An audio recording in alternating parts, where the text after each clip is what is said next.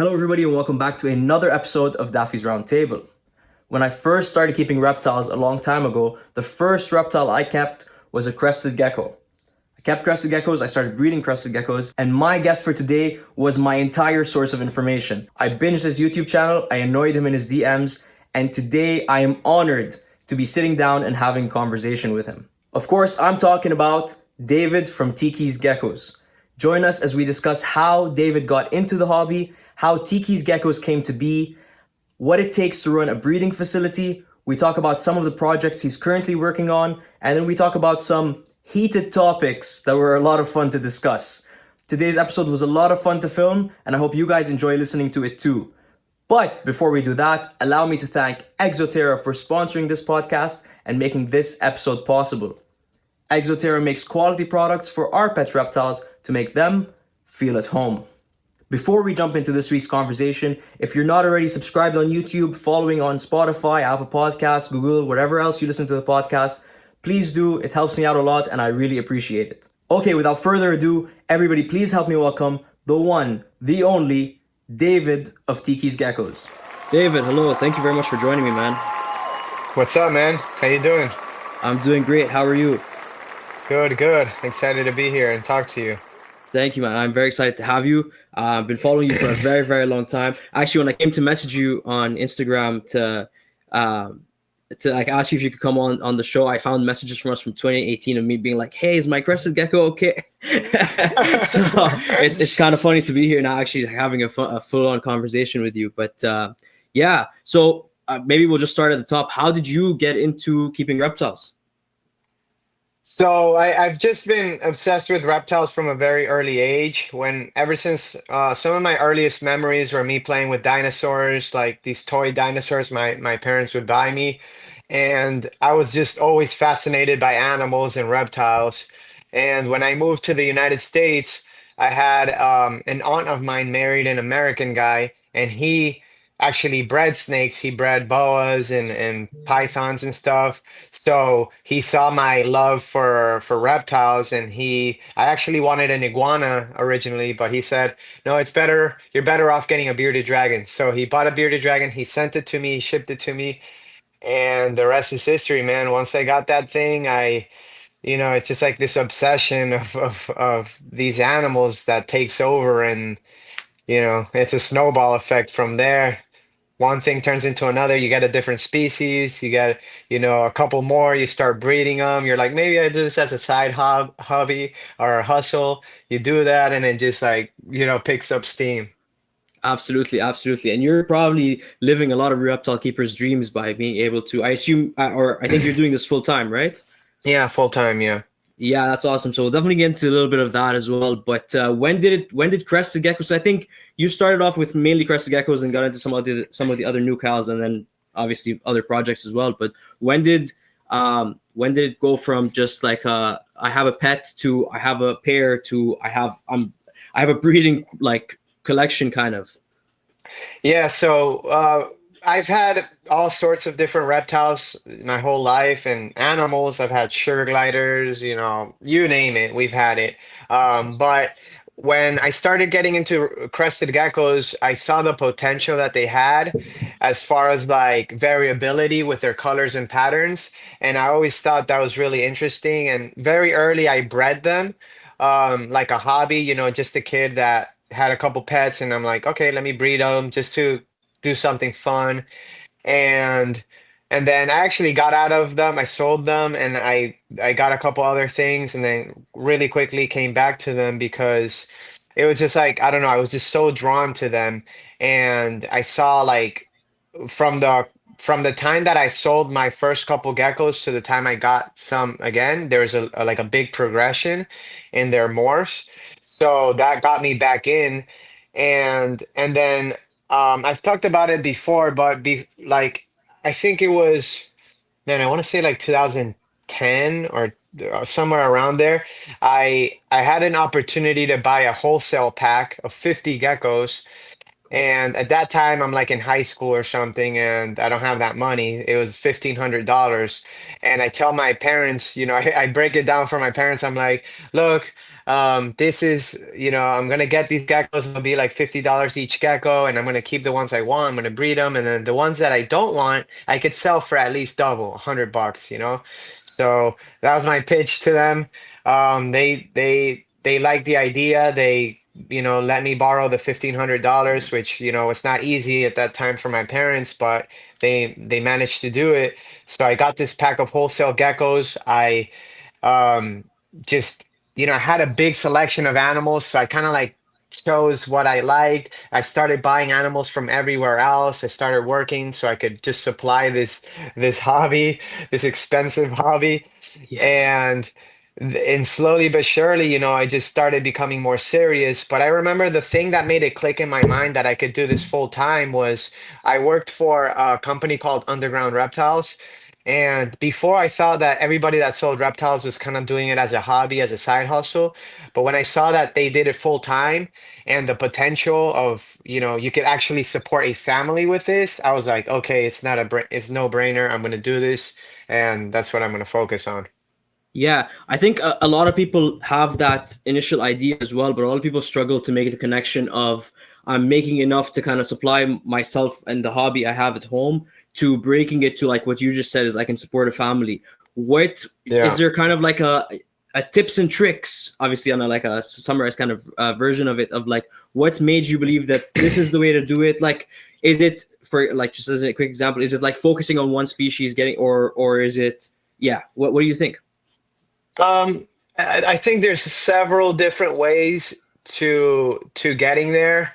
You have a destination and there's different roads, there are different streets you could take to get there. So there's no one clear-cut answer.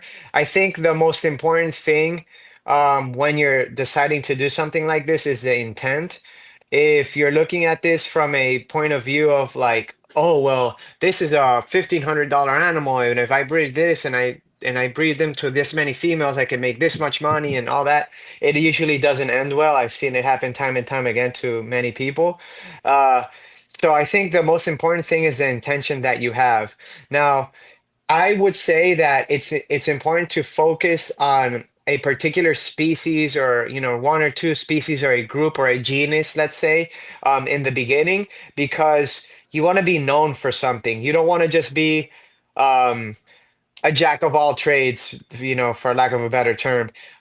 So I would say focus on something, and then once you grow and you're able to, keep more because you have more experience and you're well known, then you can start adding more different species that maybe won't be the highest quality of that particular species in the world, but you've developed a reputation and people trust you and they trust that you're going to send them a healthy quality animal, so you could you know use that. So I typically would say start off with what you're really passionate about with a species or a group of species that you really care about, and then if you're like me that are just like everything, start venturing out slowly. But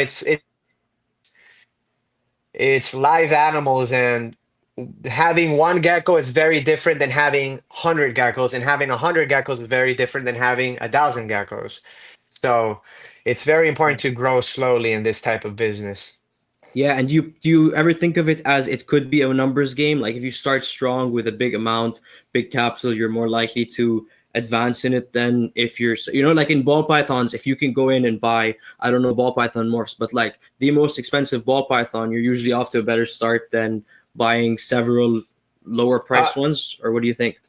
um, yes and no. The thing about that is that there's always going to be a learning curve.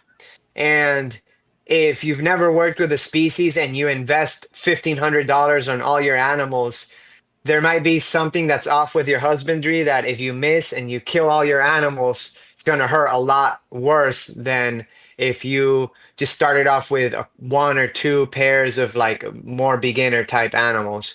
So I think it's good to ease into it, not just like go full blast on it. I would say maybe go full blast if you already have experience with the species, or you have, a lot of experience with reptiles and you're very confident on it, of course. But if you're starting off, it's best to kind of like ease into it, and so you don't have, because there's going to be a learning curve. And then as far as that goes, it depends because the market switches up. Sometimes the most expensive things, the nicest things out there aren't selling well.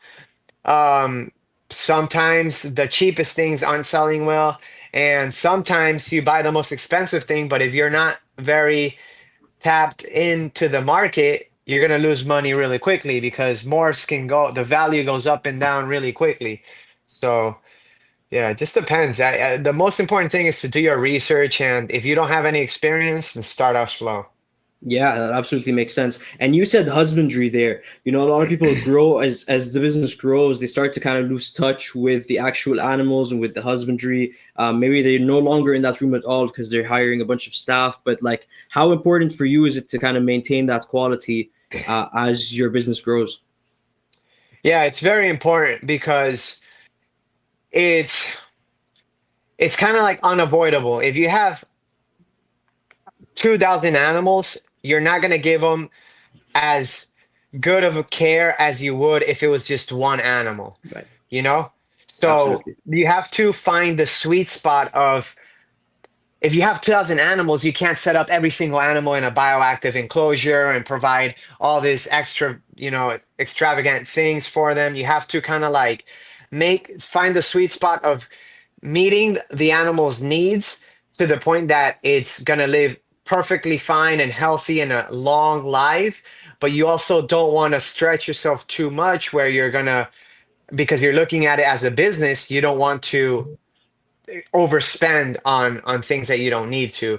So, but it is very important, and I think the best way is to have a good culture, like as far as like husbandry, like a good culture from the beginning. Because if you are a person that has 10 animals and you let a lot of stuff slip, like, oh, you're supposed to clean this weekend, but then you let it go 2 3 weekends and you don't, then you're probably not going to do well when you have a major collection, because things start to add up quickly. And if you're not on top of it, it compounds. So it takes a lot more to catch up when you have, 500 animals than when you have the 10. You know, when you have the 10, you can procrastinate a little bit and then make up for it. But when you have 500, 1,000 animals or whatever, you're not going to be able to do that. So in the beginning, you have to set up very, very strict and a good, I want to say, culture, because you have to develop these habits that you're going to transfer on to when your business grows. Excuse me. Yeah, no, that absolutely makes sense. And earlier on in your answer as well, you said develop a reputation, and I think you've had a very good reputation for as long as I've known what Tikis Geckos is. You've been a household name. How important was social media to developing that reputation? It's super important. It's Social media is the blood for your business because it's the way that you're going to market your business. And people fail to see that, and then they get stuck, and they get forced to just do reptile shows or just do, you know, whatever, like online sales. And you have to like force it. When you do a massive amount of marketing and you invest in your marketing and your social media, people find you and they almost come to you like, oh, I want to buy this. And you don't have to go out searching for buyers. They come to you. Of course, there's like I said earlier, there's different markets. Sometimes it's harder, sometimes it's easier, but ultimately, it's the best way to market your business, to get eyeballs on your business so people know what you do, and so they ultimately buy a pet from you. Yeah, that makes a lot of sense. Yeah, and so maybe we'll jump back to the Crested Geckos a little bit. When you said you started off, kind of there were some morphs, and then you sold them off. You got them. There was a progression in the morphs. Do you remember some of what the morphs were back then? And are they like things that you even think of now, or are those like old morphs? I don't want to deal with them anymore, kind of thing. Well, so a lot of the morphs are the same morphs we have today. It's just like the progression of that particular morph is so big. Like the gap between the first of that morph to the morph that we have now, it almost doesn't even look like anything similar. Like Harlequins, pinstripes, all that stuff, or Dalmatians or whatever, all that stuff is still here. It's just the examples that we have today, you know, blow those old ones out of the water. Right. There's certain things that it's very cyclical also, because you have certain morphs that are super popular back then and then they die off, and then 10, 15 years later they become super popular again. So it's very cyclical, but ultimately what we've done over the years is just selectively bred for the best of that particular morph, and we've just kept refining and chipping away and making like that perfect sculpture of gecko that we're looking for. So, and then of course you have new morphs that pop up: lady whites, cappuccinos, sables, all that stuff, and then that just adds a new excitement to the hobby, because now you could mix it up with a bunch of the stuff we already have. So it's like never ending. It's just so Yeah. much fun. Yeah. No, that's awesome. And so on that note, you've been doing this for a while. Do you find it hard to catch up with all the new morphs that are coming out? And then also, I guess as a part two to that question, where do these new morphs come from? Like, how are they just popping up everywhere? Yeah, so I don't, it's not hard for me to, stay on top of the new morphs and all that, because like I was kind of saying about keeping on top of the cleaning and stuff, is like I'm already on top of it. I'm already so obsessed with this stuff. I'm always looking at it, always on Instagram, social media, looking at the stuff that's coming out or new breeders coming up. And I'm always like constantly just consuming this. So I'm always, fresh on it. Uh, but the new morph question, it's weird, because there's a certain genes can be unlocked from, just you pair up the right male and the right female together, and then something pops up that we've never seen before. It could also be like certain animals are het, and they have a recessive trait and they're both het for it, and then because they're het recessives, there's no visual, you can't tell that they're carrying any particular trait. But then when you happen to breed those two together, you get lucky and something new pops out. um and sometimes, it's just the luck. Like some people just have great luck that they've been able to catch some of these morphs. I know that over the years there have been a lot of people that are very meticulous, that look at their geckos, that look at every little detail in their geckos. Oh, this gecko has a little bit of a darker tail right here, or oh, these geckos have these spots, these white spots along the side here. And then typically they breed to try to, enhance that particular trait, and they find something new. So yeah, it's about paying attention to detail, I think. Yeah, that makes a lot of sense. Is there something specific that you look for in your geckos when you're pairing them? That like, is there? Yeah, I don't know how to really phrase this question, but how do you decide that, or when you're trying to develop I guess I don't know if it would be developing a morph, but do you ever try to like, okay, this is what I'm looking for specifically to be able to pair it with this so that I can like, do you plan ahead? I guess is the best way to ask. Yeah, of course. As breeders, I think one of our main uh superpowers, I would say, is like looking into the future and kind of like imagining what we want a gecko to look like, and then working our way up to that point.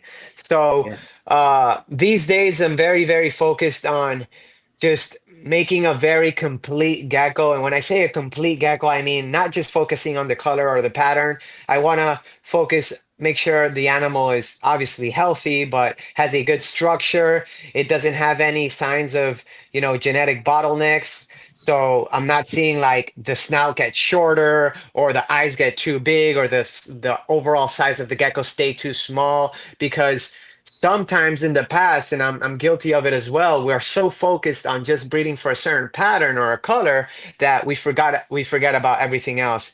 And that is a little segue to I actually started another um, like company that is we're putting on these shows where it's like a conformation competition, and we're putting the animals that people produce and making them compete against each other to see which one is the best rounded and the most perfect animal, right?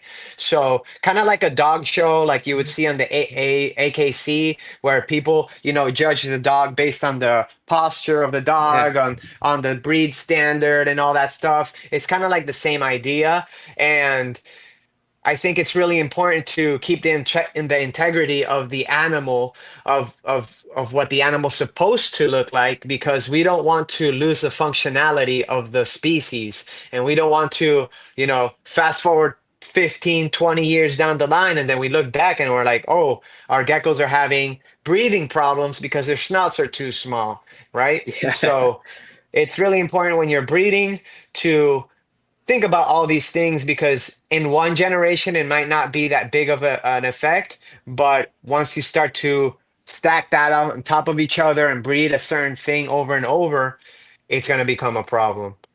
Yeah, that absolutely makes a lot of sense. So why don't you tell us a little bit about this new show, if you're allowed to? I don't know. Yeah.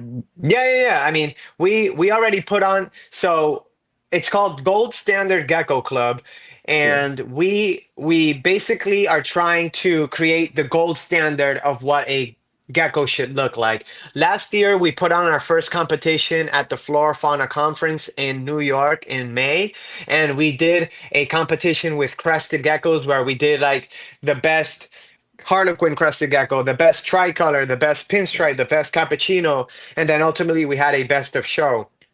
Now this year we're gonna set up another one of those shows again at the Flora Fauna Conference. Cool. Um, and then we're also gonna do another show that's to be announced. But we're Awesome. gonna do not just crested gecko, we're also gonna do gargoyle gecko this time. So it's exciting because I wanna kind of like stimulate new breeders to think about not just breeding for color and pattern, because when I started, that was it.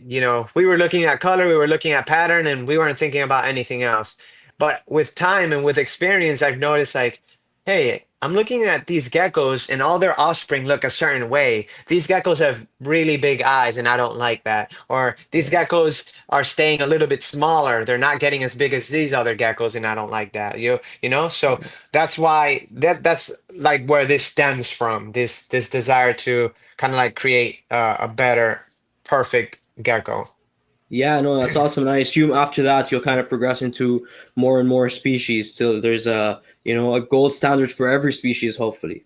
Exactly. Yeah, that's the idea. We'll see what we could get done, but Yeah. definitely starting with the crested geckos. I think crested geckos are at a point right now that they are so popular, and there's so many breeders out there, and that we could really make our name off of the crested geckos. We're going to go through to the gargoyle geckos, and then eventually want to do leopard geckos, other species of geckos, and maybe one day even do other types of animals. Lizard, like bearded dragons, for example, is Yeah. one that I've thought of, and some other stuff.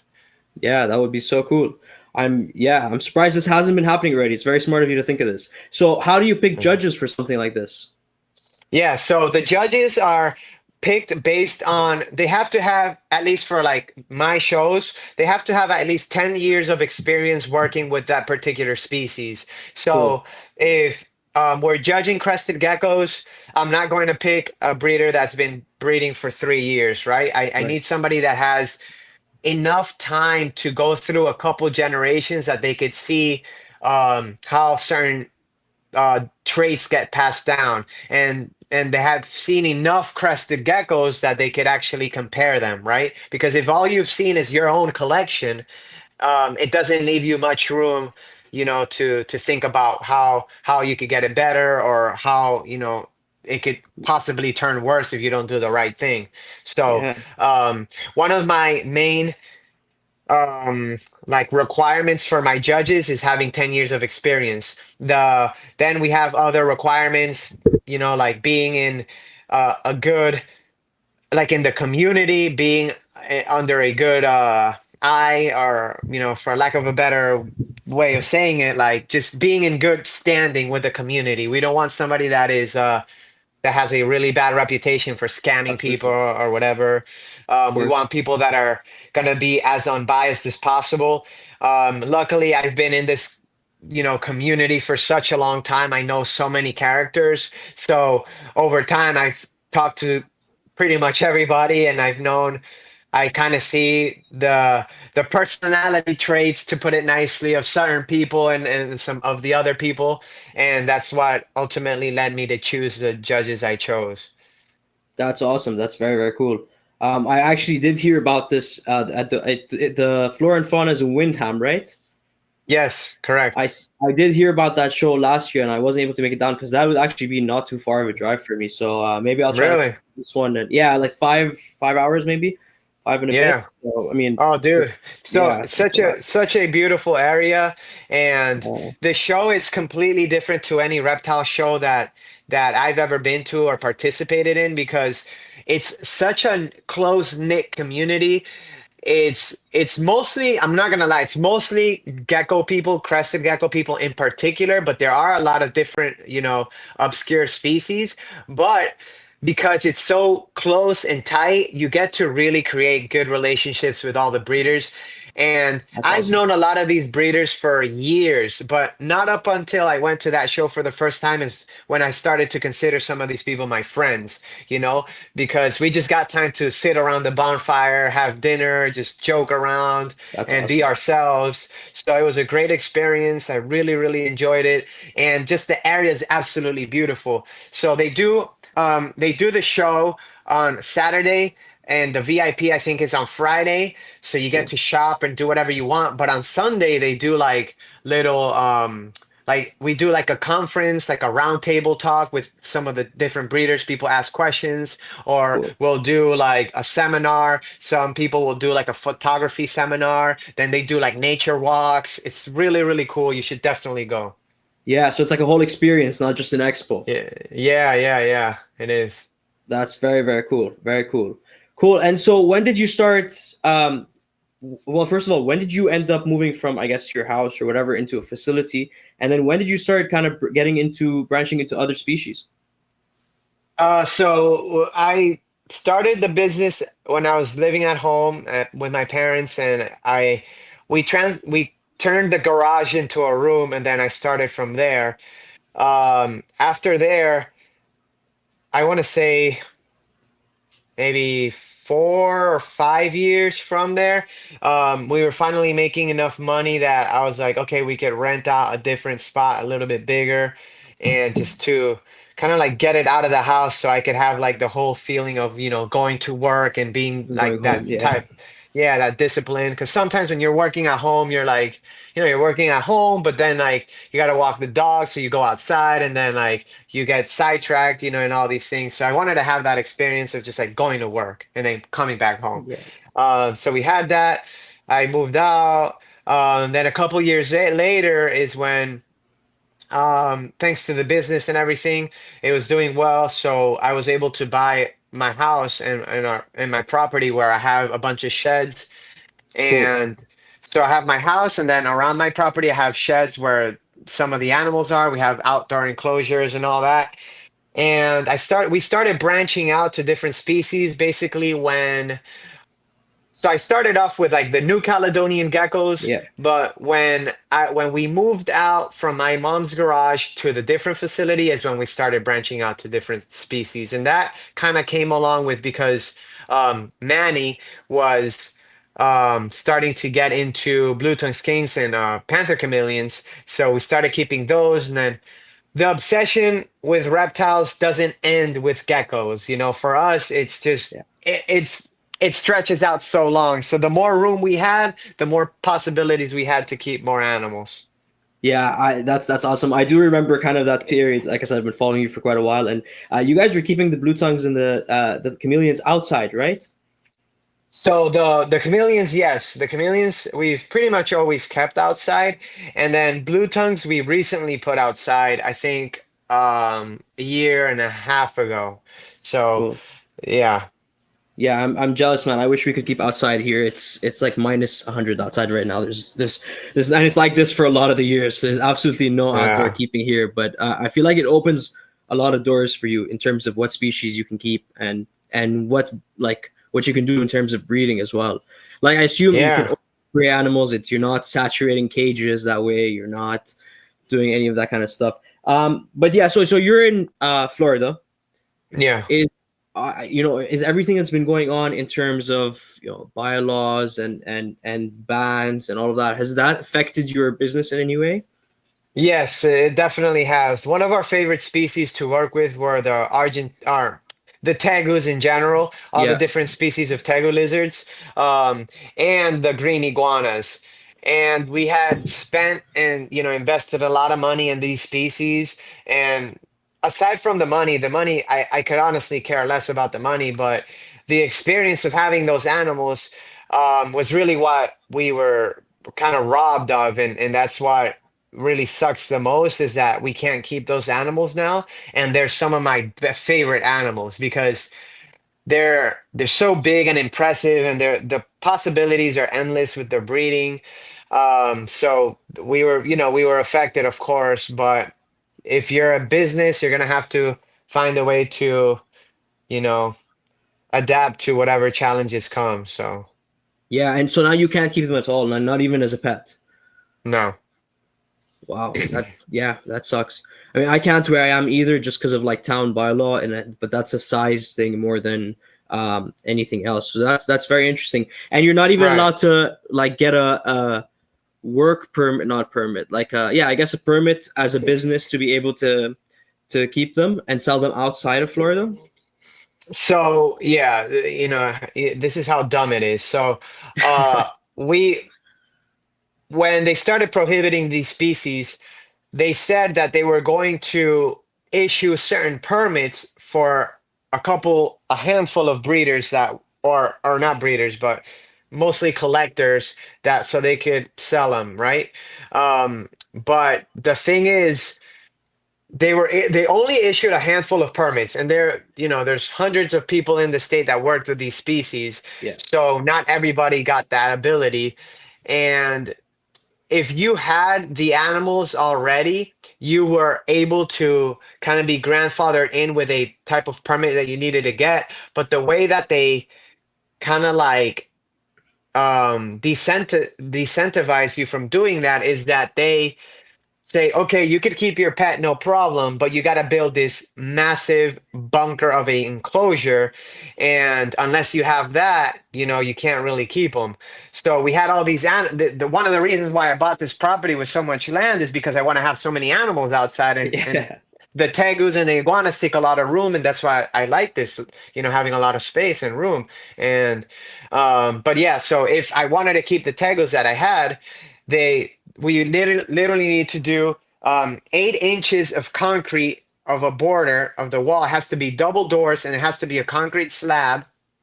And we had a couple parks that went through and built these cages, and they were costing about $10,000 to build a cage like that, to Okay. up to Wow. up to their standards, up to their requirements, right? So me, unfortunately, my business, and I just couldn't afford to do that for pets, so I had to give them, I had to get rid of them all. Um, Now there's the ironic part is that green iguanas, which are invasive here in the state of Florida, which absolutely don't do any damage to the environment whatsoever. What they say is a bold-faced lie. These iguanas mostly eat invasive plants, and they don't eat any native animals at all.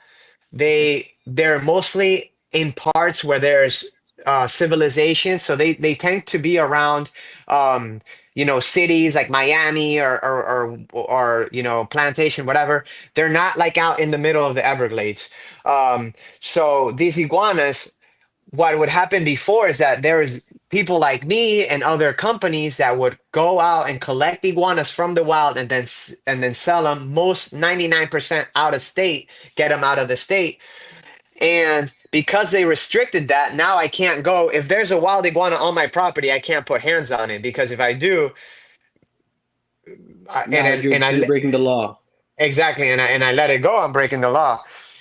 Um, So now what happens is that there's an explosion of the iguana population because there's nobody collecting them.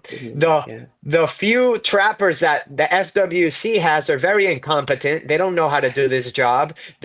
Because they're not incentivized like the people that catch them to sell them are. If I have the incentive to catch these animals and I will make a certain amount of money per animal, I'm going to try to get as many animals as I yeah, can. But if I'm some guy that I'm getting paid whether I catch one animal a night or I catch 10 animals a night or I don't catch any animals a night, I'm getting paid the same. I have no incentive to collect these animals. So what happens is that these trappers are very incompetent and they don't know how to mass catch these animals, and now these populations are exploding. I used to have friends that would go in one night collect 300 iguanas wow, in one night.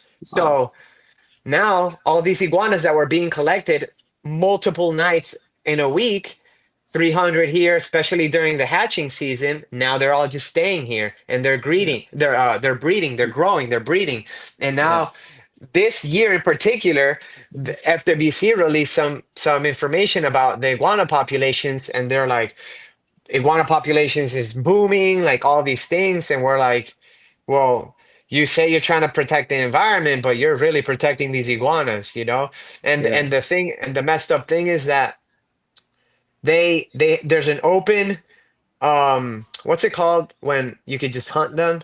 Open season. So it's Right. always open, it's always open season on iguanas. And unfortunately, they rather have people shoot and kill the iguanas than us that we're going to take the iguanas and we're going to get them out of the state, but they're going to be alive, right?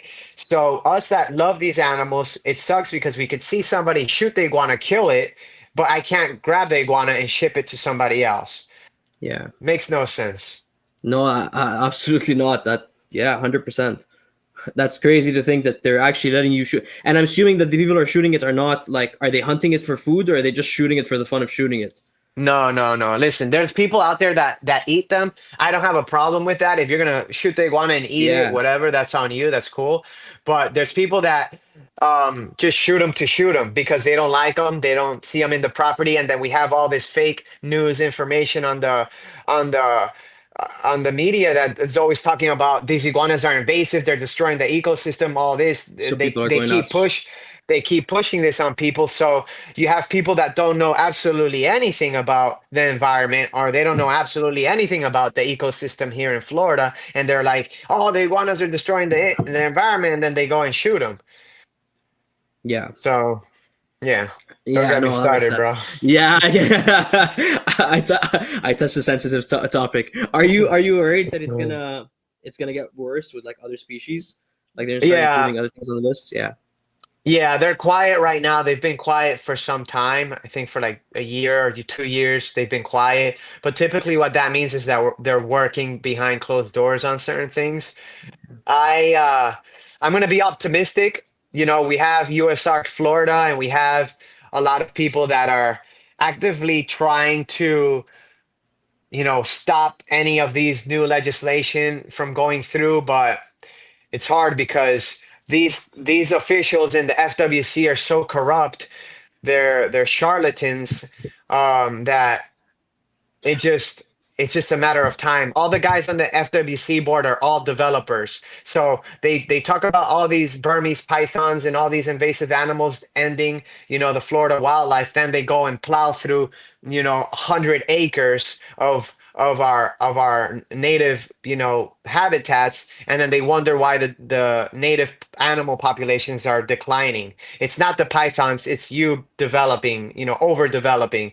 Yeah. So I get it. There's people who do that. That's their job. That's their thing. But there has to be a certain limit.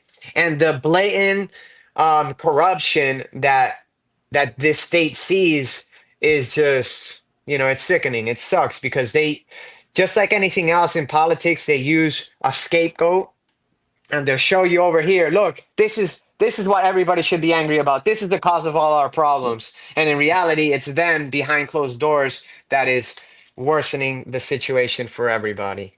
So they can get more money in their pockets.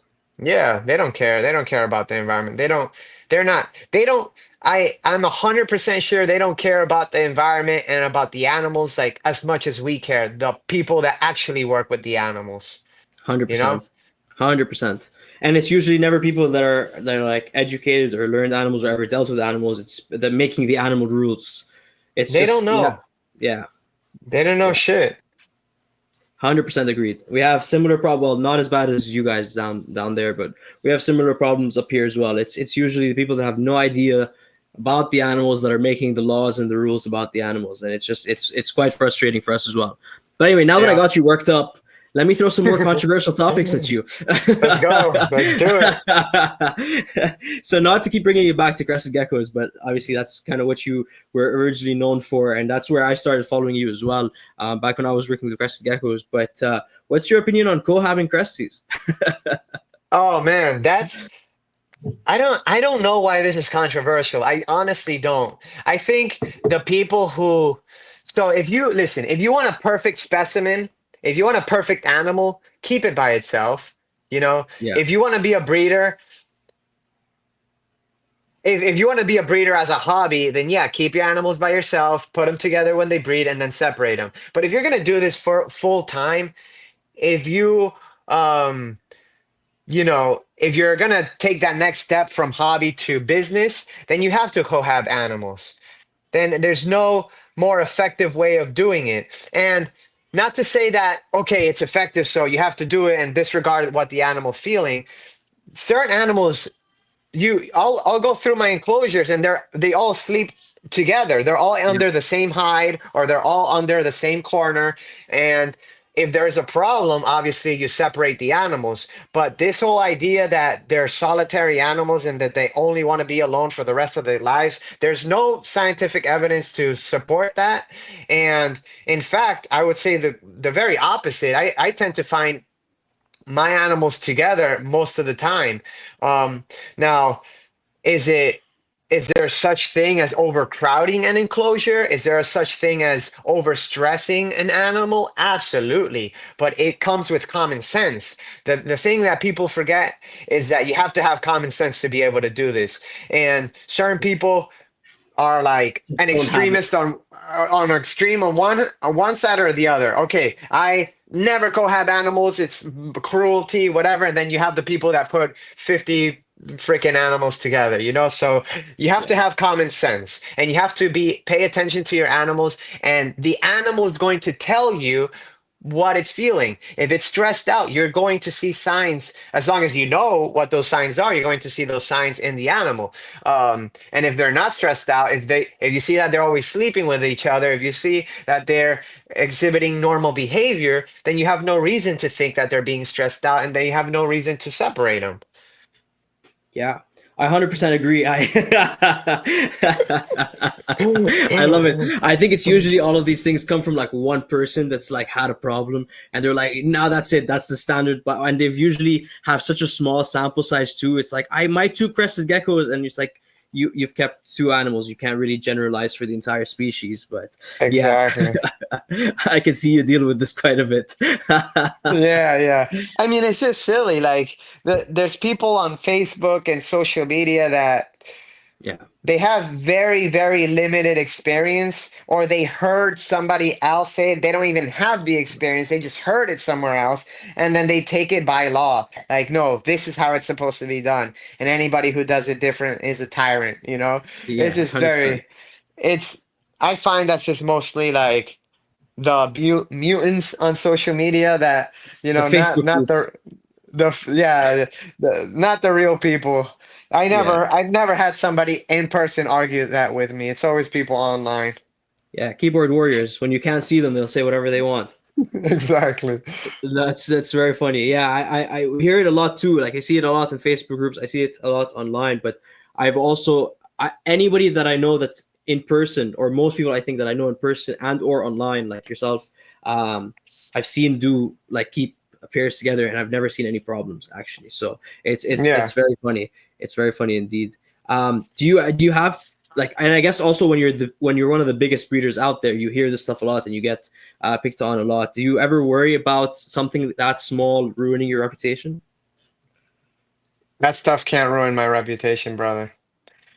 There's when you do business, I'm very firm in believing that if you're gonna get into a business, you have to do right by obviously yourself, but you have to do right by your customers, and you have to be very unbiased and look at it from an outside point of view. If I ship an animal, right, and the animal arrives dead, that's my fault. If I ship an animal and then the customer tells me, "Hey, the animal came in weak. I'm not sure what's going on," and then the animal dies in 2 days, that's my fault, right? Yeah. You have to take ownership of that kind of stuff. If I ship an animal though, and the person tells me, animal is perfectly fine," 3 months later the animal dies, that ain't my fault anymore, Yeah, right? it's been Because three I had months. Exactly. I had this animal here. I raised it from a hatchling. I sold it to you, and now suddenly it died in 3 months.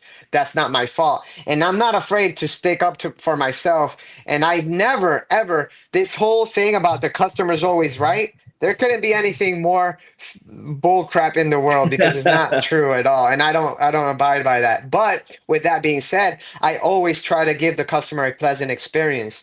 So when you do that and you build and the foundation of your business is that, people know, like, there's no, I could have, a bad review online because somebody had a bad experience with me, but 99.9% of people might see that and say, okay, this person is acting illogical or irrational. And we've known David, we've done business with David, we've bought so many geckos from him, we've seen these people bought geckos from him, and he's never had an issue.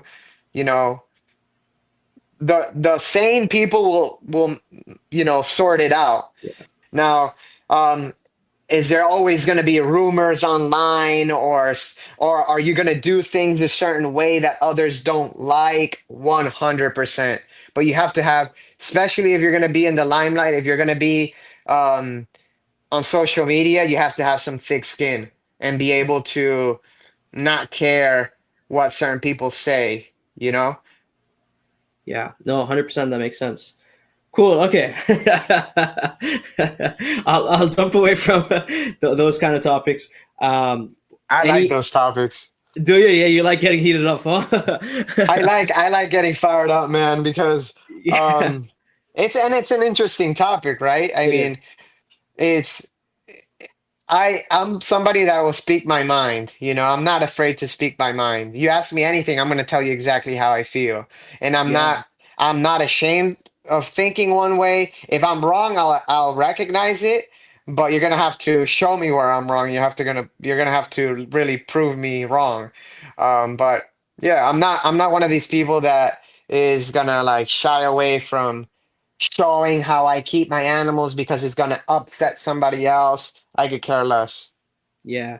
It's funny. It's true. Right before the episode as well, I was asking. I was like, if there's anything you don't want me to ask, and you were like, ask me anything. So I'm like, sweet. Okay, I know exactly how this is gonna go. But yeah. So anyway, on a bit of a lighter note, are you currently excited about any specific projects, or are there any projects that you're looking to get into that are exciting you a lot right now? Bro, I don't know how, but I've been doing this for, like I was telling you, like since like 2010. And I just every year for the past like 5 years, I get more and more excited about this crap. It's And I'm awesome. like, it's not just like, I can't just say it's just like one particular project. It's so many things. I got my gargle gecko red stripes that are like super, they're on fire right now, that I'm so excited to breed. Then I have my crested geckos, like frappuccino projects, or like tangerine projects, or just like regular pinstripe empty back or high white projects. It's just like, and it goes beyond that to other species as well. We have, plenty of day geckos, or blue tongue skinks. We have so many different species that, like, this passion is just not dwindling down anytime soon. That's So awesome. it just yeah, I'm happy that I'm doing this.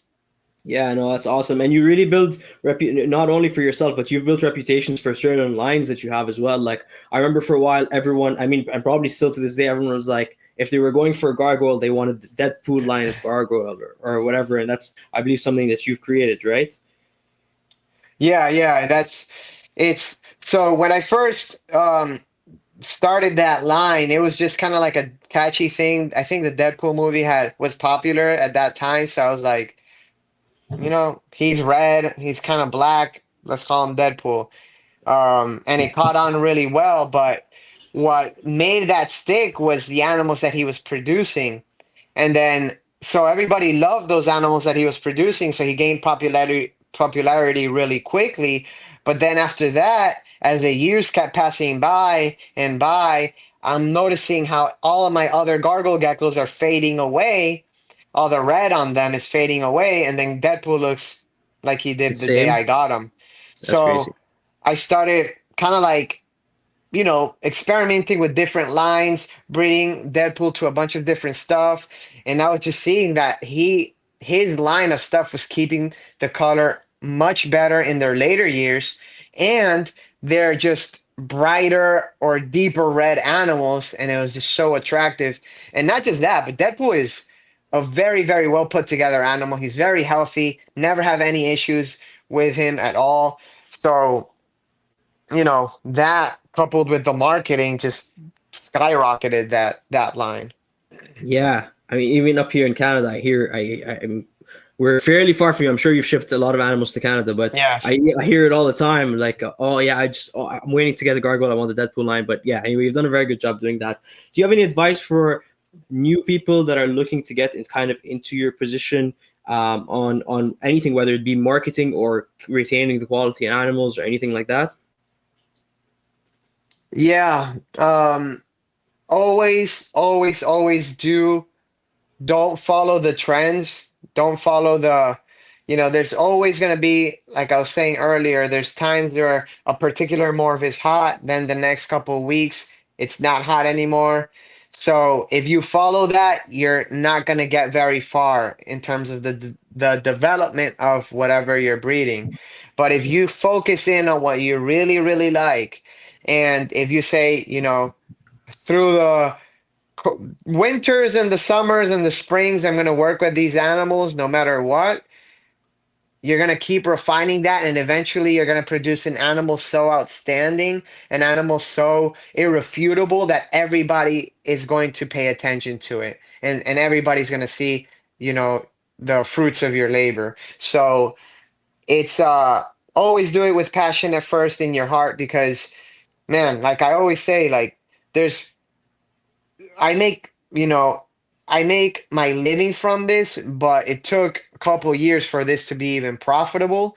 And if you're very profit oriented in terms of like that's the first thing on your mind before the passion of the animals, then you're not going to see it through, right? So you have to do it with the passion of the species that you're working with first, and then everything else will follow. Yeah. I, I'm So not sure if I answered that no, you correctly, absolutely but did. Absolutely did. There is no wrong answer. There's no wrong answer, right? Do you think that if you didn't get that initial 1,500 from the first collection that you bought of wholesale, do you think you'd be where you are now? I think I would have, yes. Like I said, there's different paths to the same location, to the same, end goal, right? But man, I just looking back at it is like my parents have always given me so much support and believed in me. And like sometimes you're like, damn, is this fucking dumb? I'm sorry if I'm not supposed to curse, but I'm No, no, like, you're good. You're you're good. you're like, is this like should I'm gonna breed gecko, like is this a viable way to make a living? Like shouldn't I go to school and become a doctor or whatever the hell you want to be? Um, and sometimes you like let your passion take you a certain way and you're unsure if you should have done that. But I found that because of my parents doubling down on my passion and believing in me, Yeah, and giving me those $1,500 and allowing me, it just like it just injected so much like it just boosted me to that next level. It sped me up versus if I had to work, I was working, like I would do like car washes or whatever I could to get money, or I actually used to sell stuff like I used to buy chips and sell them at school, or chocolate and sell it at school. that's but hilarious. that but The hustle, the hustle. if I had to do that, it would taken a lot longer. Right. So what you're saying is you would have found a way to end up there anyway, but it was kind of like a bit of a jump ahead. Yeah, yeah, for sure. That's awesome. That's awesome. Cool. So you already mentioned to us that you're going to be at Flora and Fauna. I believe you said it in May. Yes, May. May. Awesome. Is there any other expos that people can find you at this year? We will be at the Daytona Reptile Show in August. It's the biggest show in Florida. So we'll be there. There's also a reptile show next weekend. Not sure when this is going to be out, but it's February 15th and the 16th in West Palm Beach. Cool. It's the Reptilian Nation show. It's a really, really big show. And honestly, those might be the only two reptile shows that Tikis Geckos is at this year. Oh, and the Flora Fauna. So these days I've been doing a lot of like auctions on Palm Street. I've been doing a lot of sales on our website, so I don't need to do a lot of reptile shows. Um, Sometimes I may go to a reptile show as a guest and just like hang out and see everybody. But as far as vending, Daytona, this Reptilian Nation, and Flora Fauna. That's awesome. Yeah, I'm sure it's not very like it's always a lot of work to kind of get a table set up, transport animals there and back, and yeah, that makes sense, especially if you're doing well in other places. This episode will probably not be out next week, so forget the 15 and 16 one, but go see Tiki at Flora Fauna and Daytona, or Tiki's Geckos at Flora Fauna Conference and Daytona this year. And just before we wrap things up, you mentioned Palm Street there. Do you want to quickly maybe tell us a little bit about Palm Street? It's that auction app, right? Yeah, correct. So it's actually an app that was originally for people that are into plants and like crystals and all that stuff. So you you'll see that you go on there and there's people that auction off their plants, and eventually they opened up to like geckos and reptile people. So now we've been doing these auctions on there. It's a lot of fun. I'm going to tell you that's probably the most fun I ever have, selling Really? animals and just Wow. interacting with people, because we're live, I'm bumping music, we're That's getting it. crazy. It's really, really fun. You should definitely come hang out and watch one. But I definitely yeah, will. Yeah. we do auctions there, so a lot of people get really, really great deals on animals that otherwise would be priced a lot higher on my website. Because the benefit of that is that I don't have to prep, stage a place to take a picture and then upload the picture, edit the picture, put it on my website and all this stuff. I could just take out a gecko, put it in front of the camera, auction it off. So I'm not as upset if I could give it at a discounted rate, basically. If an animal that, we've been selling stuff there that, easily will go for $1,500 on my website, we'll sell it at $800 there on auction, Wow. and it's fun. It's interactive. There's a bunch of people there. We're all joking around. We all know each other. So it's a lot of fun, man. That's awesome. Yeah, Crystal from Gecko Diva actually told me about the app a couple times, so I have downloaded it. I haven't popped on yet and like checked it out, which I probably should. But how do you let people know that you're about to do an auction? Do you like announce it on your Instagram story, or how does that Yeah, work? well, yeah, I'll announce it on my Instagram story and all that. But if you have the app, you can look for me, Tiki's Geckos, and then you could follow my page. And then you can have the option to, it will tell you if you want to be notified when I'm scheduling an auction. So that's the Cool. best way. Download the app, it's free, and it's a lot of fun and it's dangerous. So be careful, because you'll go on there, even myself, like I go on there on my buddy's auctions and I'm like, damn, that's a really good price for this gecko. And then I snag it up, Yeah, So yeah, yeah. all the time. So you're buying animals on there as well. You're not just selling. Oh my God. Unfortunately, yes. That's funny. See, even when you're a big time breeder, you still have that kind of that addiction to buying them as much as you enjoy selling them, brother. Because at heart, I'm just a hobbyist. right? I if I wasn't doing this to make a living, I'd still be doing this, Right. you know? Yeah. And I have in the past. So yeah, it's just like I see a nice gecko and I want it and I get I it. love it. I'll probably be doing the same thing. I'll definitely, like I said, I've downloaded the app already. I'll definitely pop on there, check it out, and I'll pop into the next auction to see how it kind of what it looks like, how the vibes are, and all of that. That sounds like a Yeah, lot of man. fun. Yeah, yeah. Hop on for sure. I'll be scheduling my next auction pretty soon. So Cool. That sounds awesome. Awesome. Well, David, I'm sure probably everybody that listens to the podcast already is following you, but just in case the odd one person that's been living under a rock doesn't follow you, can you let everyone know where they can find you? yeah, so we're Tikis Geckos on pretty much every social media platform. It's TikisGeckos. Facebook, Instagram, TikTok. If it stays banned, maybe not, but Snapchat, YouTube. So yeah, we have a lot of information on YouTube and our website, so check that out if you're interested in any of these animals. Awesome, awesome. Thank you very much, David. Like for real, it's an honor to have you on the podcast. Thank you very much for doing this, and hopefully we'll get to run into you at one of those shows you mentioned very soon. For sure, man. Come to Florida, spend some time over here in the warm weather. I need to for sure. Awesome. Thank you very much once All again, and right, everyone Fadi. else. Thank you for listening. Thank you for having me.